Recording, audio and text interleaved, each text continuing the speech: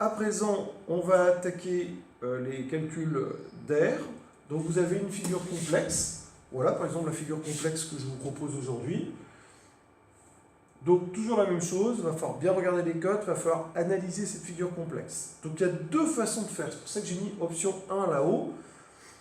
Il y a une option où vous êtes à l'aise avec toutes vos figures en 2 dimensions. Donc on va aller droit au but, même si j'aime pas trop cette expression, étant un supporter de Paris. Ou voilà, on a avec les moyens limités, les moyens qu'on a, et ben on décompose en plus morcelé pour vraiment réussir à calculer. Donc première option, ça va être l'option voilà, où on ne connaît pas toutes les figures, on connaît les triangles, rectangles, c'est déjà la base, les disques, et on va faire avec. Donc ici, je remarque que ma figure est formée d'un demi-disque, formée d'un triangle, rectangle même, et ici vous avez donc un rectangle. Voilà. Donc, on va comme d'habitude rechercher le rayon du disque, sinon on ne pourra pas travailler. Donc, si je regarde mes cotes, son diamètre, c'est la plus grande corde qui relie les deux points du cercle, vaut 5 cm. Si le diamètre vaut 5, le rayon correspond toujours à la moitié du diamètre. Donc le rayon vaut 2,5. Maintenant, j'ai tous les éléments pour démarrer. Je vais donc calculer l'air. Comme j'ai dit, on découpe en plusieurs parties. Première partie, je vais calculer l'aire du triangle. Donc l'aire du triangle, c'est base fois hauteur divisé par 2. Sachant que dans le cas d'un triangle rectangle, la base et la hauteur, ce sont les deux côtés de l'angle droit. Donc je vais calculer comme si j'avais la moitié d'un rectangle. Donc la base, je fais 7 moins 4, il reste donc 3. Je multiplie par la hauteur qui vaut 5, donc 3 fois 5, et je divise par 2. Voilà, ça c'est l'aire d'un triangle, base fois hauteur divisé par 2. Je passe maintenant au rectangle. Le rectangle, vous avez donc la formule pour l'aire d'un rectangle, c'est longueur fois largeur. Donc la longueur vaut 5, la largeur vaut 4.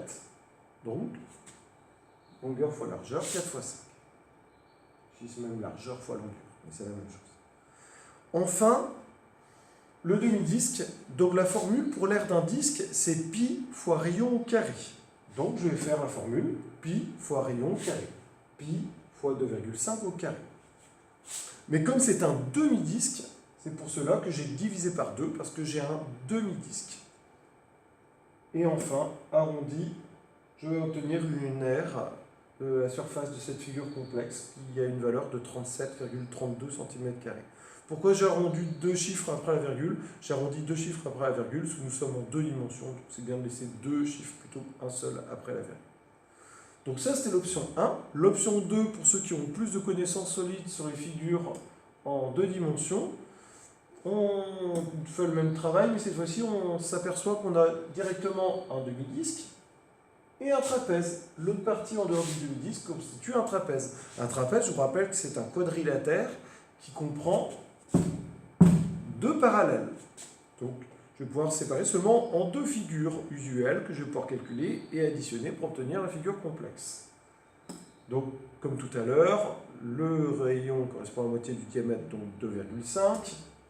Et puis maintenant, on va calculer l'aire de cette figure complexe en calculant d'abord l'aire du trapèze. Alors, l'aire du trapèze. La formule, c'est petite base plus grande base, entre parenthèses, fois hauteur divisé par 2. Ça, souvent, vous êtes paumé avec cette formule-là. Alors, un truc pour que ça soit bien clair. Dans la parenthèse, il faut additionner les 2 bases. C'est quoi les 2 bases pour le trapèze? C'est tout simplement les 2 parallèles de mon trapèze. La petite parallèle, on appelle la petite base, qui vaut 4. Et la grande parallèle, qu'on appelle la grande base, qui vaut quant à elle 7.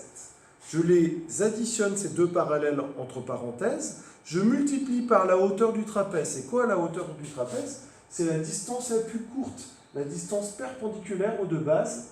Et elle vaut ici 5. C'est pour ça que j'ai multiplié par 5. Et enfin, la formule me dit qu'il faut diviser par 2 pour finir. Donc j'ai divisé par 2. Deuxième partie de ma figure complexe, j'ai un demi-disque. Donc comme tout à l'heure, je fais pi fois rayon au carré. Donc pi fois 2,5 au carré. Ça, c'est l'aire d'un disque entier. Mais comme j'ai seulement un demi-disque, je n'oublie pas de diviser par 2. Et j'obtiens alors le même résultat que tout à l'heure, que j'arrondis, comme j'ai dit, au centième, 2 chiffres après la virgule, comme on est en 2 dimensions. Voilà, vous savez tout sur les aires. J'espère que c'est plus clair pour vous. Et maintenant, on va pouvoir l'appliquer en exercice. À vous de jouer.